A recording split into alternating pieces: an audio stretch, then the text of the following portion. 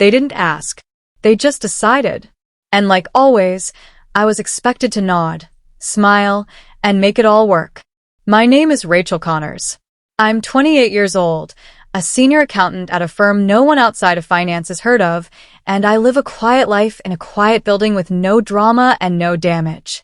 I've built everything I have from the ground up, my degree, my job, my credit score, even my kitchen table. No handouts, no shortcuts. But if you ask my family, they'd probably say I'm the cold one. Not because I've ever yelled or walked out or done anything cruel, just because I stopped cleaning up their messes. You see, I have an older sister, Erin, 2 years ahead of me, but somehow always 5 steps behind. Erin has a way of making failure look like tragedy and making everyone else responsible for it. Lost another job. The boss was toxic. Kicked out of another apartment. Roommates were jealous. Another missed bill. She's trying her best. And my parents, Carol and Frank, they never question it. They just pivot, rearrange. And if they can't fix it directly, they turn to me. You're stable, Rachel. You're lucky you can help. That was the phrase that followed me for years. Help with the car payment. Help with rent. Help with bail. Always help. And when I said no, the rare times I pushed back, they'd act like I was the one burning bridges. I learned early on my value wasn't in being loved, it was in being useful. But usefulness has limits, and they were about to find mine. Sunday dinner had a rhythm in our house. Same casserole, same table, same undercurrent of pressure disguised as politeness. That evening, something felt rehearsed.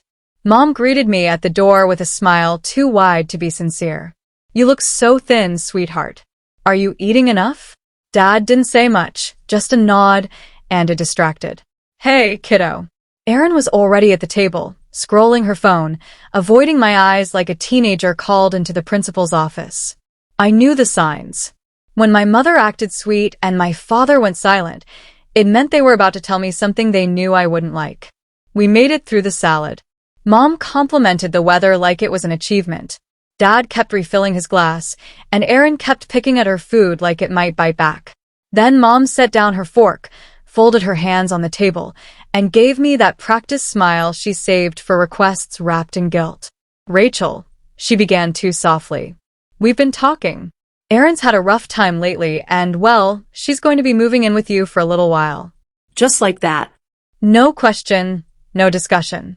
She said it like she was offering me cookies. Like, of course I'd say yes. I felt the room pause like they were waiting for me to resist, waiting for the pushback they could call selfish. I looked at Erin.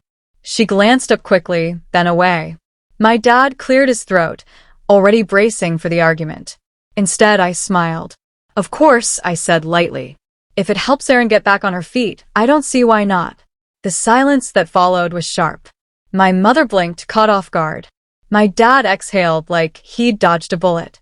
Erin leaned back in her chair, smug, creeping across her face like moss. None of them noticed how still I went after that, how quiet they thought I'd caved. But what they didn't know, what none of them had thought to ask, was that I hadn't lived in that apartment in weeks, and I had no intention of letting Erin or any of them move into a place that no longer existed. I didn't wake up one day and decide to lie to my family. It took years. Years of quiet disappointments, of guilt-wrapped favors and memory-hold sacrifices of realizing that in my family, survival came with strings and being the strong one just meant being the most convenient to use. When I was 21, Erin's car got repossessed. She called sobbing, said she couldn't get to her new job. Said this one was different. She just needed a little help getting started. My credit was clean. Co-signing felt like a small thing.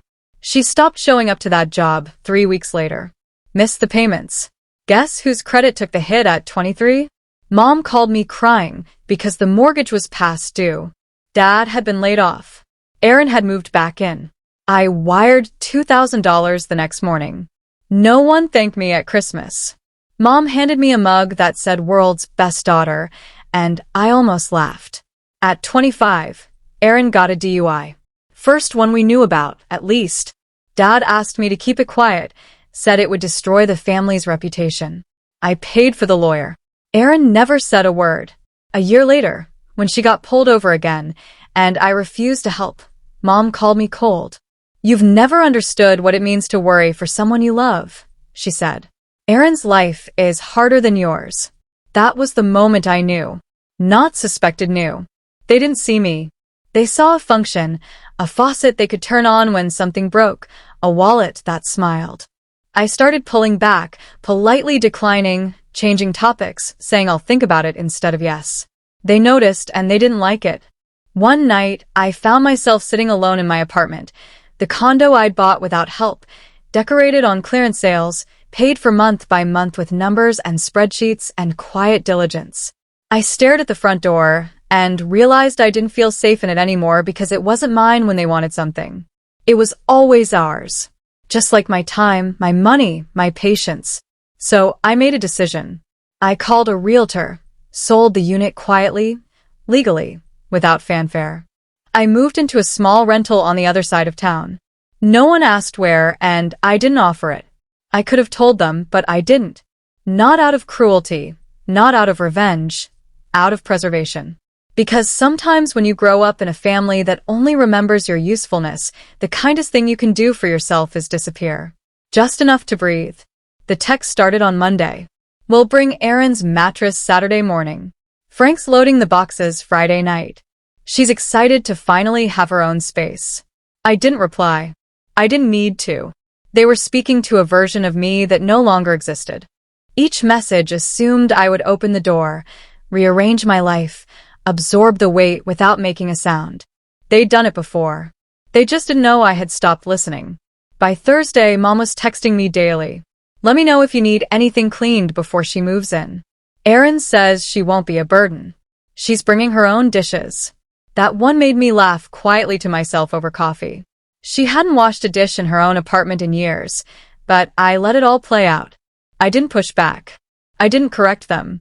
I waited Saturday morning. I left early. Coffee first, then a drive across town to nowhere in particular. I walked through a farmer's market I didn't plan to buy anything from. Stood in the sun longer than necessary. My phone vibrated in my pocket 3 times before I looked. Missed calls, voicemails. I let the 4th call go through Rachel. It was Mom, but not her soft voice. The brittle one, the one layered with panic. What's going on? She demanded. There's someone here, some man. He says he lives in the condo. Says you don't live here anymore. I let the silence stretch. I wanted her to feel it. The unfamiliar space, the missing certainty. You didn't tell us, she snapped. You never said a word. No, I replied evenly. I didn't. There was scrambling in the background. The rustle of bags. Dad's voice sharp and low. Erin's saying something I couldn't hear. Rachel, Mom hissed. What is this? I sold the condo, I said simply weeks ago. You what? I moved out quietly. I didn't think it mattered. No one asked where I lived, so I didn't say for a moment. Nothing. I imagined them standing on that porch, bags on the ground, arms crossed, realizing they'd planned an invasion and showed up at the wrong castle. Then Dad's voice cutting through. You lied to us. You said she could move in, I said. If it helps Erin, I don't see why not. I didn't say where. Another pause. A sharp inhale from Mom and from Erin finally.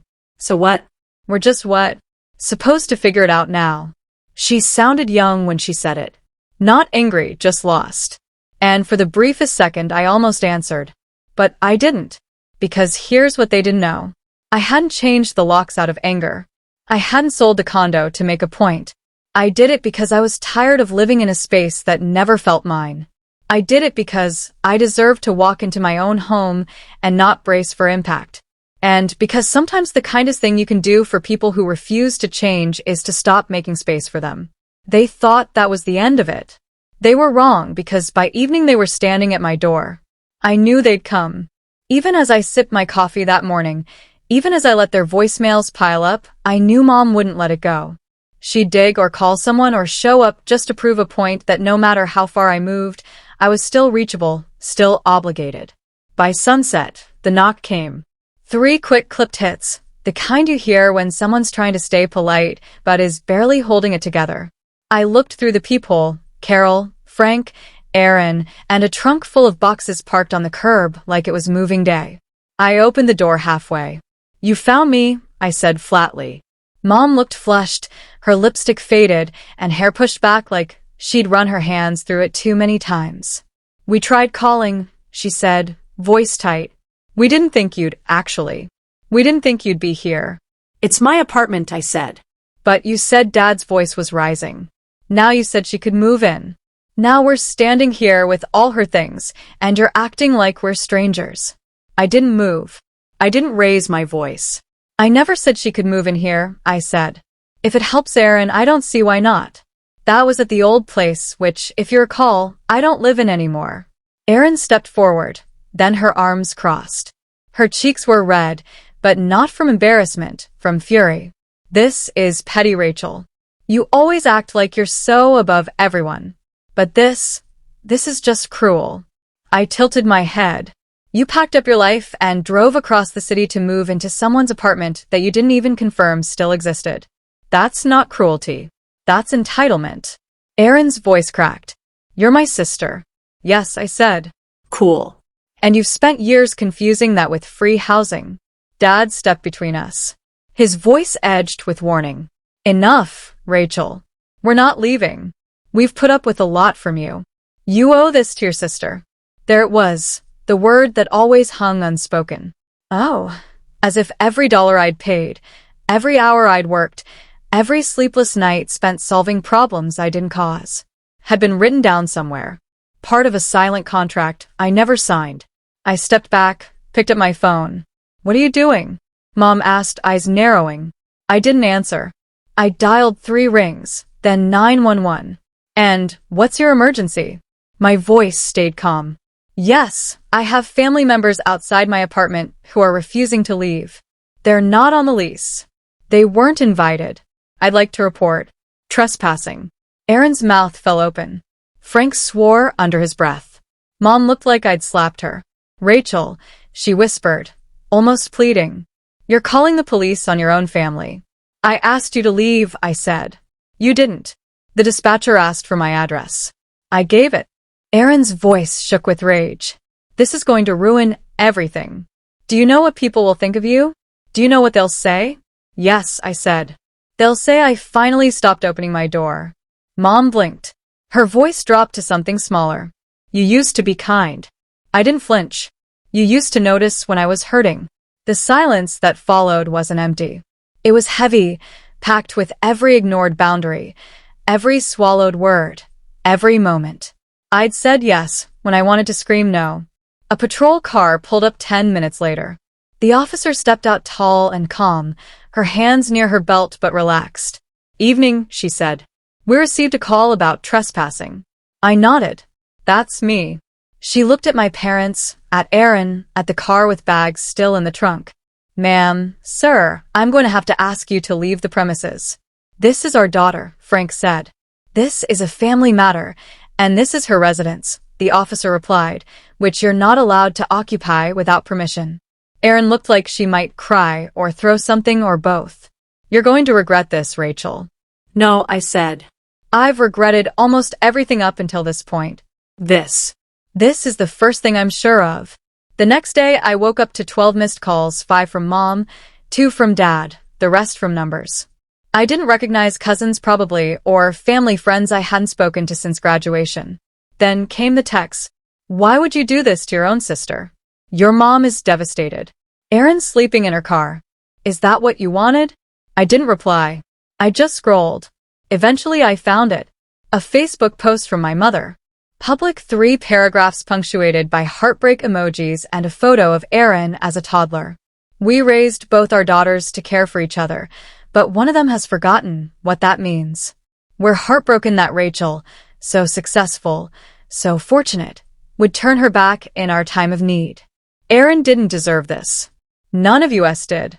Hundreds of likes, dozens of comments from people I hadn't seen since I was 12, calling me selfish, cold, entitled.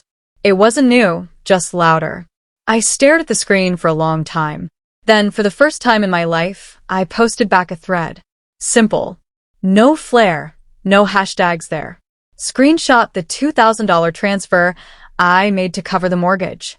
Screenshot my name on Erin's car loan. followed by the collections notice, a photo of the lawyer invoice from her DUI case, a timeline of every one-time favor I'd agreed to since I was 21, the receipt showing the sale of the condo, and finally a message I'd saved. One Erin had sent me 2 years ago calling me a boring robot cause I wouldn't let her crash for a month. I ended with one line. I didn't abandon my family. I just stopped volunteering for emotional debt. I turned off my phone after that. Not because I was afraid, but because I didn't need applause. I just needed quiet. And for once, I had it. That night, the apartment was still. No noise from the hallway, no buzzing phone, just the quiet hum of the fridge and the occasional creak of old pipes shifting in the walls. I made tea chamomile. It wasn't for sleep. I didn't need help sleeping anymore. It was for the ritual. A soft cup held in both hands, steam rising like forgiveness I hadn't asked for. My phone lit up once. Mom, then again. Erin, I didn't open the messages. I didn't have to. I knew the rhythm by now. Shock, anger, guilt, pleading, always in that order. I blocked both numbers. Not out of cruelty, not out of pride, but because not every door deserves to be knocked on forever. I walked out onto the balcony. It was cold, but not sharp. The kind of cold that reminded you you're alive below. The city hummed along, people moving headlights, glowing, someone walking a dog in a puffy coat too big for spring. A neighbor 2 floors down waved when she saw me. I waved back. It was simple, that small gesture, but it was more real than most of the things I'd done out of obligation. Inside, I turned off the lights one by one. The living room, the kitchen, the hallway. No picture frames on the walls. No family photos. Just quiet, just clean space. I didn't feel triumphant or bitter or broken. I just felt done. Done. Performing. Done. Explaining.